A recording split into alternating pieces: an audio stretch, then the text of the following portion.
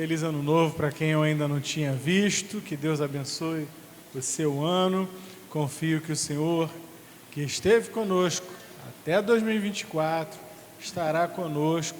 Aliás, não preciso dizer que confio, porque Ele prometeu: eis que estarei convosco até a consumação dos séculos. Então, eu não precisaria nem dar feliz ano novo para ninguém, porque Ele mesmo prometeu que Ele está, e que bem maior podemos nós esperar, senão ter o Senhor ao nosso lado. Hoje nós estamos aqui diante da mesa, a mesa do Senhor, a mesa em que celebraremos o sangue derramado na cruz do Calvário, celebraremos o corpo do Senhor, machucado, ferido por nós. Essa mesa simboliza o amor e o perdão de Deus. Por isso hoje nós vamos falar sobre o perdão. Vou convidar os irmãos a abrirem suas Bíblias em Mateus, capítulo 18. Mateus, capítulo 18. Nós vamos começar no versículo 21.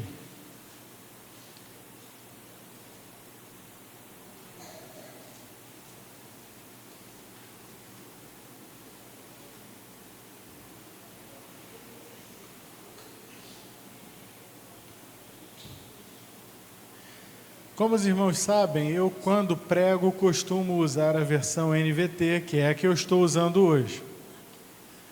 Porque entendo que a NVT é uma versão mais tranquila de se trabalhar, que facilita a leitura, ela é mais fluida.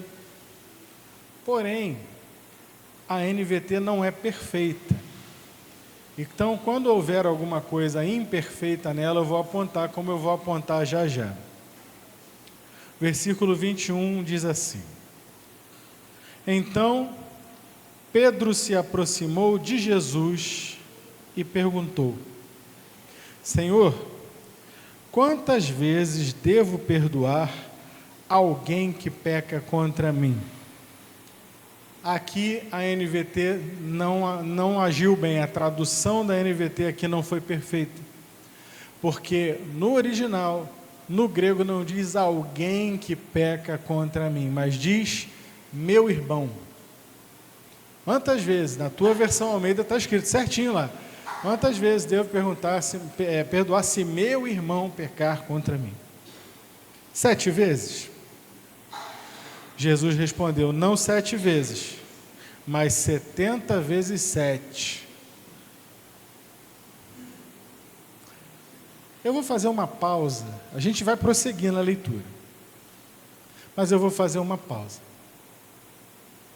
Porque esse versículo, muitas vezes eu já ouvi ministrações, pregações, já li muitos comentários sobre esse versículo, e geralmente os pregadores fazem uma seguinte exegese, uma análise sobre esse versículo, dizendo o seguinte: Pedro estava mostrando até generosidade, porque talvez ele dissesse 3 vezes, mas ele jogou logo um número que ele considerava que fosse um número alto, 7.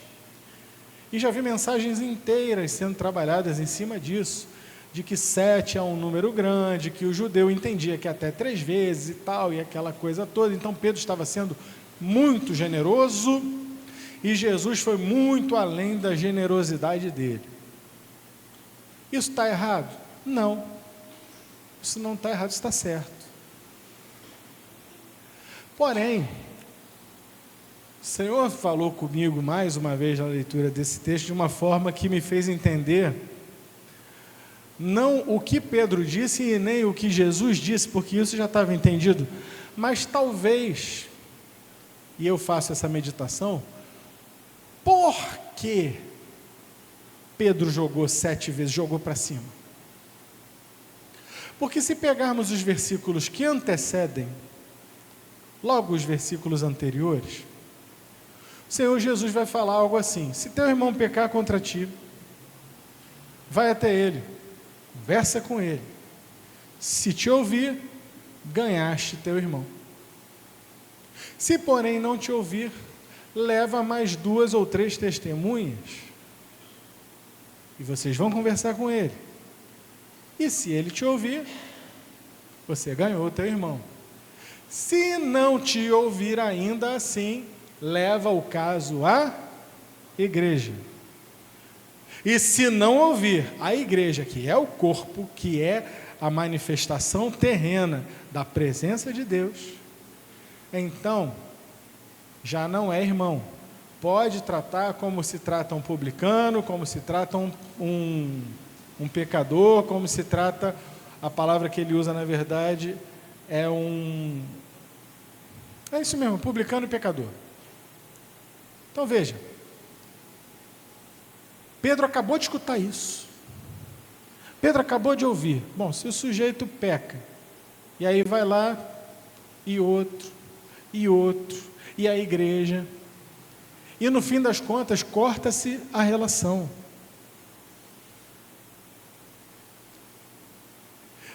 Se Pedro pensou, como eu acho que ele pensou, de uma maneira muito sábia, deve ter pensado assim, peraí, mas quem não erra? Eu erro também. Eu apronto também. E a gente já leu quantas e quantas Pedro não aprontou, hein? E quantas? Inclusive, aquela última lá, negou 3 vezes o Senhor da glória. Pedro deve ter olhado para si mesmo, deve ter pensado assim, vamos esticar isso aí, vamos ver se dá para melhorar. Senhor, quantas vezes eu devo perdoar? Só para o Senhor me dar uma ideia, sim, só para eu ter uma percepção. 7 vezes? Não, Pedro. Aí deve ter gelado. Não, Pedro. Não. Te digo que 70 vezes 7. É um número assim que ninguém vai ficar contando. Só se o cara for muito mesquinho para ter a caderneta do perdão, né? Esse aqui já perdoei 70 vezes, 489 vezes, mais uma e está arriscado do livro. Só se o cara for muito mesquinho. A noção que Jesus quer dar aqui é uma noção de largueza, de perdoar com liberalidade, sem mesquinharia, perdoar de coração. E logo em seguida, então ele conta uma parábola. E é essa parábola que a gente vai começar a ler agora, que está no versículo 23. Portanto, o reino dos céus pode ser comparado a um senhor que decidiu pôr em dia as contas com os servos que lhe deviam. No decorrer do processo, trouxeram diante dele um servo que lhe devia 60 milhões de moedas. Deixa eu colocar para você 60 milhões de moedas em perspectiva. Na sua versão Almeida está escrito 10.000 talentos de prata, que corresponde a 60 milhões de moedas. O sujeito trabalhava do amanhecer ao pôr do sol, e ao fim do dia ele fazia jus ao pagamento, que era uma moeda de prata, o chamado denário. Esse sujeito estava devendo 60 milhões de dias de trabalho. Isso aqui daria 35 toneladas de prata. Essa dívida, para você ter uma ideia, essas 35 toneladas de prata devidas por esse sujeito, correspondia a mais do que toda a entrada de tributos da Galileia. Esse sujeito sabia dever, com vontade, devia ser brasileiro. Vai rolando dívida. O sujeito devia 60 milhões de dias de trabalho. Para você não precisar fazer o cálculo, eu vou te falar o que é que isso quer dizer.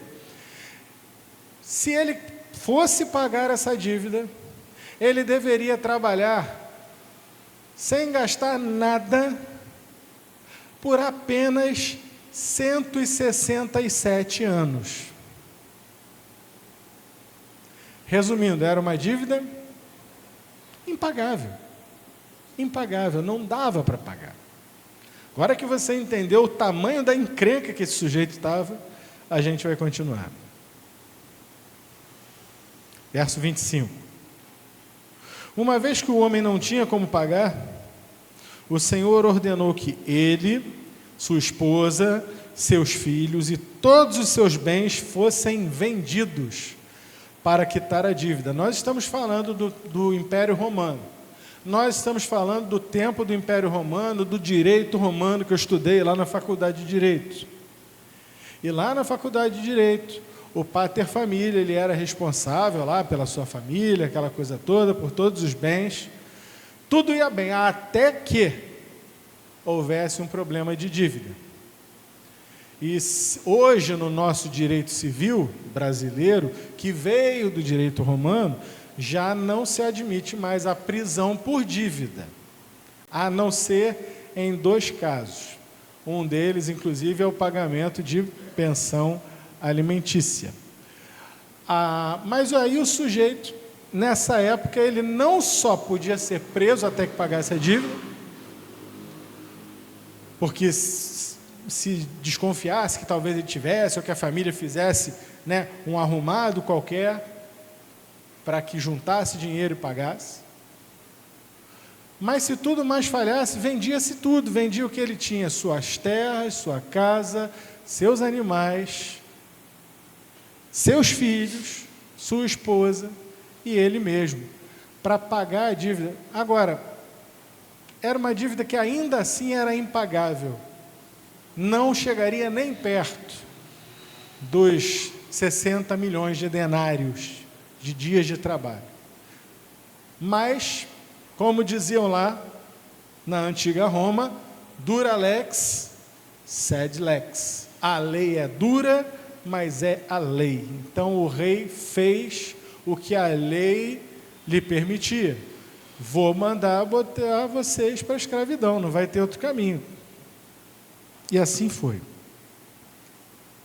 O homem, verso 26, se curvou diante do Senhor e suplicou: por favor, tenha paciência comigo e eu pagarei tudo. Mentira! Mentira, não dá para pagar. Nem que ele roubasse toda a Galileia, não ia pagar aquilo. Tenha paciência comigo, eu pagarei tudo. Mas apesar da sua tentativa mentirosa, da sua tentativa fracassada, evidentemente vazia, de ganhar tempo, algo aconteceu. O Senhor teve compaixão dele. Paixão é sofrimento. Compaixão é sofrer com. Por incrível que pareça, aquele rei, aquele homem, que era riquíssimo, que estava com uma dívida enorme daquele rapaz ali, ele se coloca no lugar do outro, ele olha para o outro e vê o outro como um semelhante. E ele diz: se fosse eu no lugar dele, olha por que eu estou fazendo a ligação com Pedro, que eu falei para vocês. Espera aí, se fosse eu quereria ser perdoado pelo menos 7 vezes, para ter uma chance. E aqui a mesma coisa está acontecendo. O Senhor se coloca no lugar do endividado. Ele teve compaixão, soltou e perdoou-lhe a dívida. Meu irmão, não sei quantos de vocês já foram alguma vez liberados de alguma coisa, de alguma dívida, de alguma coisa que precisava pagar, ou que alguém te deu uma solução que, se não fosse daquele jeito, você não saberia mais como é. Mas a situação, quando acontece isso, a sensação é de sair o peso do mundo de sobre as costas. Paguei a última parcela do carnê. Estou livre. Paguei, cheguei a 30 anos de financiamento. Está aqui a última parcela. Acabou.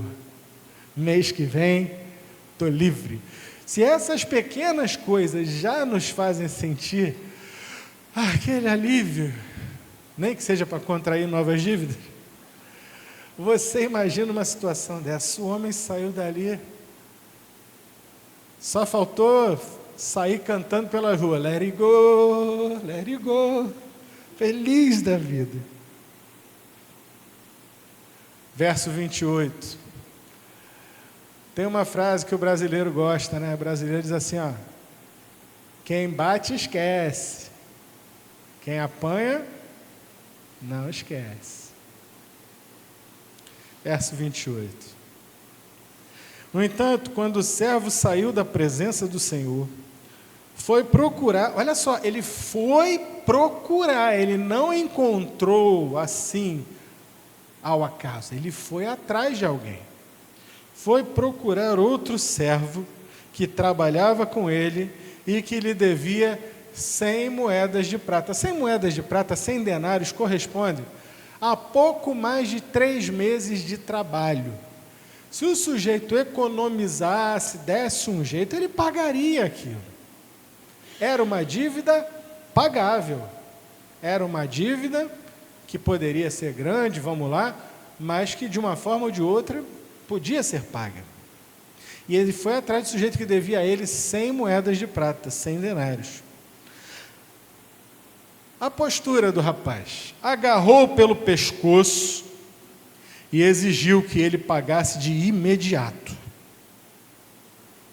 E a cena se repete. O devedor das 100 moedas se curvou diante dele e suplicou: tenha paciência comigo e eu pagarei tudo. O credor, recém-perdoado, porém, não estava disposto a esperar. Mandou que o homem fosse lançado na prisão até que tivesse pago toda a dívida. Quando outros servos, companheiros dele, viram isso, ficaram muito tristes, foram ao Senhor, porque o povo bate mesmo, o povo entrega tudo, o povo não é baú para guardar nada. O povo ficou sabendo, falou: vou lá no rei. Foram ao Senhor e lhe contaram tudo o que havia acontecido. Então o Senhor chamou o homem cuja dívida ele havia perdoado e disse: servo mau, eu perdoei sua imensa dívida, porque você me implorou. Acaso não devia ter misericórdia do seu companheiro, como tive misericórdia de você? E irado, o Senhor mandou o homem à prisão, para ser torturado, até que lhe pagasse toda a dívida.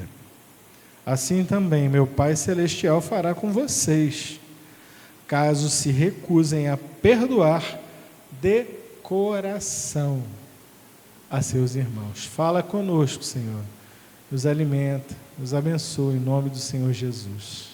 Amém.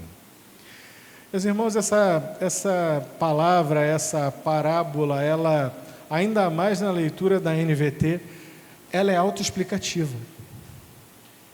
O perdão, para nós, é uma ordem. O perdão, para o seguidor de Jesus, não é opcional. O perdão, para o seguidor de Jesus, ele não é uma demonstração de a mais de graça. Não, eu te perdoo porque eu sou perdoado, eu sou muito bom. Não, o perdão para o seguidor de Jesus é o reconhecimento. Eu acho que a palavra central aqui é compaixão. É reconhecer que o outro, vamos usar um termo corriqueiro, é reconhecer que o outro é um vacilão. que o outro é um mané, mas que eu também sou. É reconhecer que é muito fácil ver os defeitos do outro. Me atingiu. E a gente, para perdoar, a gente pode ser atingido de várias formas. A gente pode ser atingido com uma dívida financeira, como foi o caso aqui. E uma dívida financeira, ela pode ser perdoada, você aceita ficar no prejuízo. Tem gente que até perdoa a dívida financeira. Até existe isso. Mas tem outros tipos de dívida que realmente são mais complicados. Que tal uma dívida de orgulho, hein? O sujeito mexeu com teus brios, mexeu com teu orgulho, falou do que você é, falou dos teus filhos, da tua família, apontou o dedo contra a tua honra, foi lá no âmago da tua alma, naquele lugarzinho que, não, isso aí é imperdoável. Poderia dar tantos outros exemplos, mas esse dos brios eu acho que é o que mais pega, mais até do que a dívida financeira.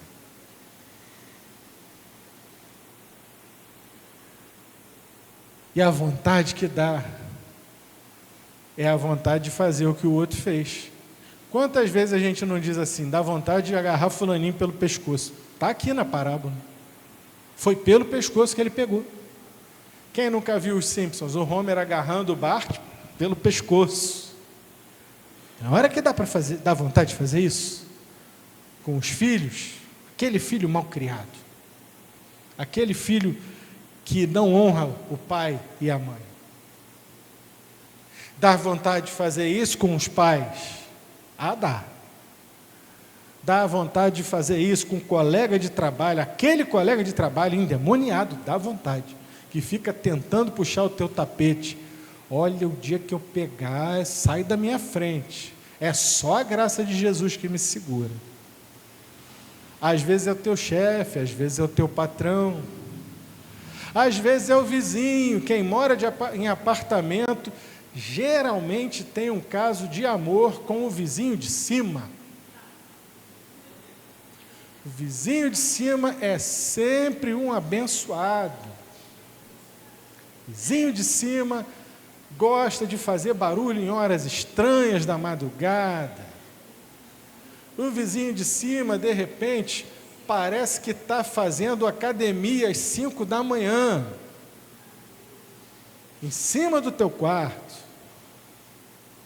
O vizinho de cima parece que às vezes você está botando a tua criança para dormir, e aí ele está lá assistindo futebol. Veja bem, o meu por acaso é flamenguista, e estou eu lá no quartinho da Helena, aquele silêncio, tentando contar a história, não sei o quê, de repente xinga. Aí tu não sabe se está xingando porque fez gol, porque perdeu o gol, porque tomou gol, mas xinga. Aí tu já ouve lá, caramba, hoje é dia, né? Ou começa a sacudir lá as coisas, arrasta móvel, e tu pensa assim, a diarista já chegou, 4:30 da manhã. Tem que perdoar o vizinho. Mas tem gente que não perdoa não, pega a vassourinha. Tu sabe, né? Barulho aí, pô. Ou toca o interfone. E o mais engraçado, eu tenho o meu lá, é assim. O meu lá, perguntei para ele assim outro dia. Está fazendo obra lá? Não, estou não. Achei que estava. Não, deve ser outra pessoa. Corre da raia. Toda vez que eu pergunto lá, 5 horas da manhã, estava lá na cozinha, estava indo lá dentro do quarto. Foi tu? Não. Tem ninguém na casa dele, só ele. Mas não é ele. Então é sei lá quem é, um espírito de porco qualquer, um enviado de Satanás, um espinho na carne que vai lá e bate as coisas. Curiosamente, tu fala com ele no dia seguinte já não está acontecendo. Mas tem que perdoar, o crente tem que ser perdoador, ele tem que ser um abençoador. Brincadeiras à parte, a gente gosta de brincar com essas coisas, né? Porque a gente, falando relaxadamente sobre essas coisas, a gente percebe que não é só na nossa vida. Na vida de vocês tem também. Na vida de vocês, se vocês não têm um vizinho de cima, vocês são o vizinho de cima, então cuidado, por favor. Se vocês não têm o vizinho de cima, você tem o vizinho do lado. E o vizinho do lado pode ser aquele cachaceiro que por acaso tem aquela torre de som dessa altura e que já está esperando o carnaval para ligar aquele negócio e começar a tocar o terror na vizinhança até umas 4 da manhã, porque ele mesmo já bebeu tanto que emborcou, dormiu à meia-noite com aquele troço ligado, às 4 da manhã, quando ele acorda, ele vai lá e desliga. E você diz, a vontade que eu tenho é de pegar pelo pescoço. Dá vontade ou não dá? Mas o crente, ele é crente em Jesus. E o Senhor Jesus disse, aprendei de mim que sou manso e humilde de coração. E tem uma promessa aí, encontrareis descanso para as vossas almas. Orai pelos que vos perseguem. Orai pelo vizinho de cima. Já orou pelo vizinho de cima? Já orou pelo vizinho da torre de som? Tem crente que ora pelo vizinho de cima. Senhor, esse homem saia daqui, que ele vá para outro lugar, em nome de Jesus.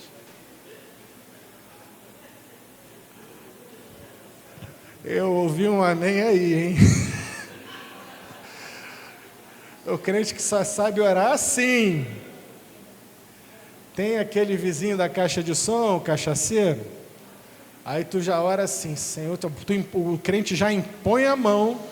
Tem uns que ainda passa o óleo ungido na janela lá, pá. Senhor, queima essa caixa em nome de Jesus. Repreende todo espírito de Bluetooth nessa casa. Desconecta o DVD. Tem crente que é assim. Tem crente que é assim. Por aí, meus irmãos, aqui não, amém? Vê lá o amém que você está dando, hein? Por aí tem, por aí. Aqui não tem, não. Eu quero crer que não, né? Por aí, por aí. Mas às vezes dá vontade de pegar certas pessoas pelo pescoço. Ah, como dá. Só que na hora da gente pegar o outro pelo pescoço, na hora da gente desejar que o outro pague por todo o mal que ele me fez, eu não me esqueço. Não me esqueço. Tu está achando que eu esqueci? 12 de setembro de 1986. Eu lembro o que você fez comigo. O sujeito está lá, guardando aquele ódio no coração. E como diz o outro, odiar ou guardar mágoa é a mesma coisa que você tomar o veneno esperando que o outro morra. Não adianta nada, nada. O Senhor Jesus nos ensinou a lidar com o mal. Como é que a gente lida com o mal? Praticando o bem. Praticando o bem, a gente apaga o fogo do mal. E aqui nessa parábola, nós temos uma parábola de um rei que pratica o bem, que dá um exemplo gigantesco. Gigantesco. Ele diz, olha, eu sinto compaixão por esse homem, vou te perdoar. Era de se esperar que aquele homem perdoado, leve, saísse dali e fosse para casa e desse a boa notícia para sua mulher, para seus filhos e dissesse, junta aqui comigo, eu preciso contar algo a vocês. Fui procurar o Senhor e Ele nos perdoou. E aquela dívida que era ímpar, que papai, pera, perdoou o quê? Quanto? Quantos por cento? Tudo. 60 milhões. Sim, ele perdoou. Perdoou. Não deve nada, nada. Estamos livres de dívida. Daqui para frente é vida nova. Fala a verdade, você não faria isso? Mas o sujeito, ele era mau. Ele era mau, e isso também nos ensina uma lição, porque nesses dias que nós estamos vivendo, nós vivemos dias em que ninguém mais é mau. Já reparou? A televisão não fala mais assim, que ele ali é um bandido mau. Não. O bandido é vítima da sociedade. Ou ele tem um problema de ordem psiquiátrica. E por isso que ele fez aquele mal, por isso que ele praticou aquele mal. Teve gente que fizeram uma votação aí, eu não vou nem entrar nesse mérito, mas fizeram uma votação, isso é um fato, lá no Congresso Nacional, para que se obrigasse os pedófilos a serem castrados quimicamente. E teve gente que levantou a mãozinha para dizer que não, que era contra. Que era contra, porque tinha que deixar o pobre do pedófilo lá, do jeito dele, porque ele é um doente. E nessa da doença já tem postulado, já tem material científico, querendo fazer uma liberação geral dessa história, que pedofilia, que não é nada disso, os direitos sexuais da criança. Esses são os tempos em que estamos vivendo. Tempos em que o mal ganha outro nome, tempos como os de Noé, tempos como os de Sodoma e Gomorra.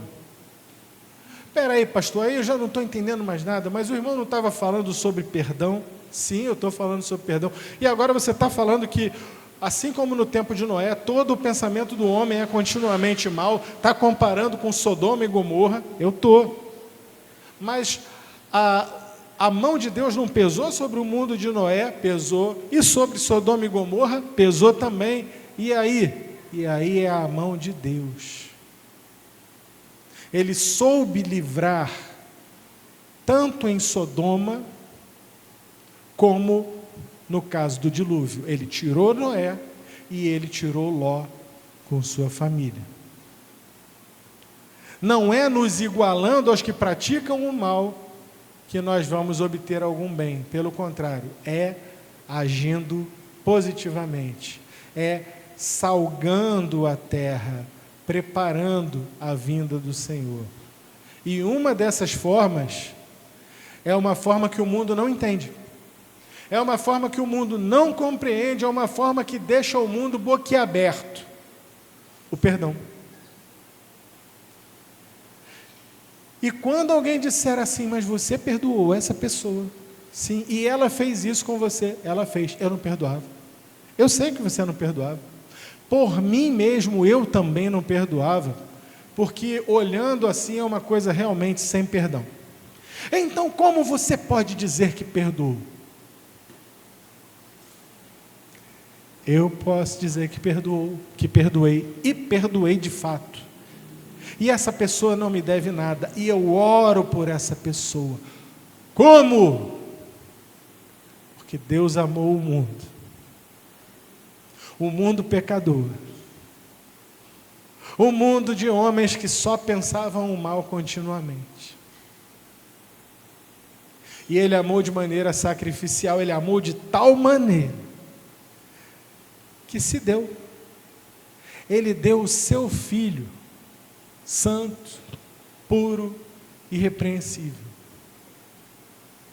para morrer na cruz, o santo pelos pecadores, o justo pelos injustos. Essa mesa é a prova física aqui, visual, do porquê nós somos conclamados e não convidados a perdoar. Essa mesa é a prova do perdão de Deus. aquele perdão grandioso. Se 60 milhões de moedas é algo impagável, para mim hoje seria completamente impagável. 35 toneladas de prata, eu nem sei quanto está a prata hoje, mas enfim, não dá. Não chega nem perto, faz nem cosquinha. Essa parábola, ela fala sobre essa mesa. Porque a dívida que nós temos com Deus não é uma dívida só de dinheiro, é uma dívida da nossa vida. Assim como eu falei na escola bíblica, lembrando aqui do tempo em que o Jornal Nacional falava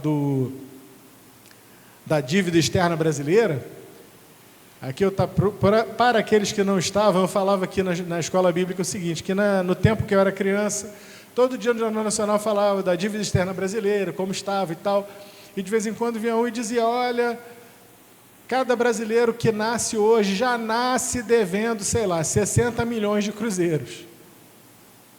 E eu coçava a cabeça quando criança e dizia, como é que eu vou pagar o negócio que eu já nasci devendo?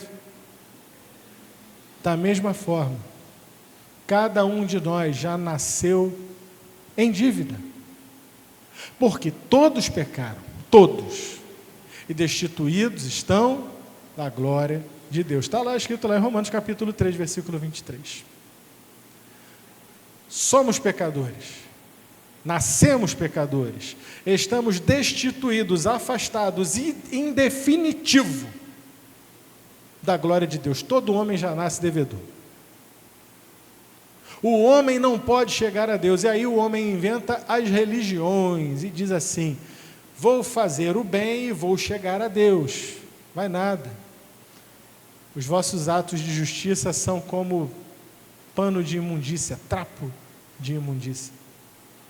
Vou chegar a Deus, se não dá pelas boas obras, vou fazer então uma novena, eu vou rezar tantas rezas e assim e tal. Não vai, não é esse o caminho.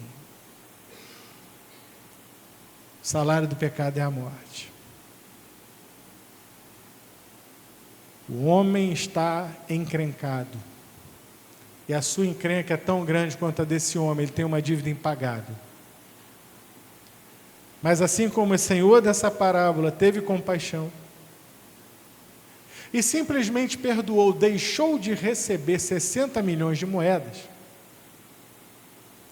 aquilo que Deus fez foi muito além. Muito além.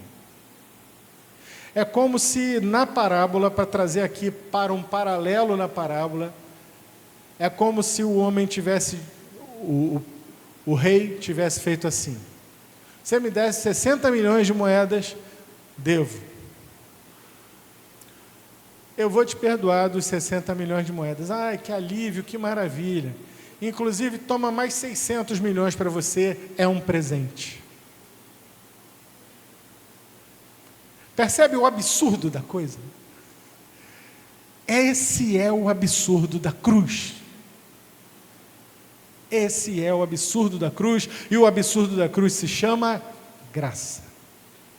A graça é um favor imerecido. As pessoas tentam merecer o favor de Deus pelas religiões, fazendo boas obras, fazendo suas caridades, rezando as suas novenas, fazendo qualquer coisa que elas tenham aprendido a fazer. Enquanto Deus diz, não dá para eles construírem uma ponte de lá para cá. Eu vou construir essa ponte com o sangue do meu filho.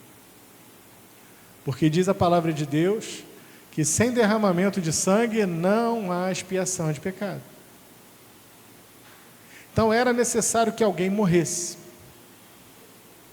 Se eu morrer pelos meus pecados, eu que já sou devedor, continuo devendo, não valeu de nada a minha morte, não pagou a dívida.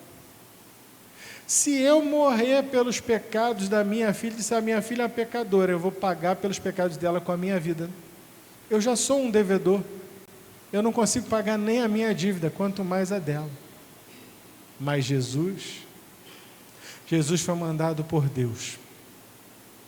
Jesus é nascido de Deus, Ele é o Filho de Deus, Ele viveu o único homem sobre a face da terra, que por ser 100% homem e 100% Deus, viveu uma vida reta, íntegra, justa diante de Deus e resistiu até mesmo a Satanás. E na hora da cruz, primeira palavra que ele dá na cruz: Pai, perdoa-os. Esse é Jesus.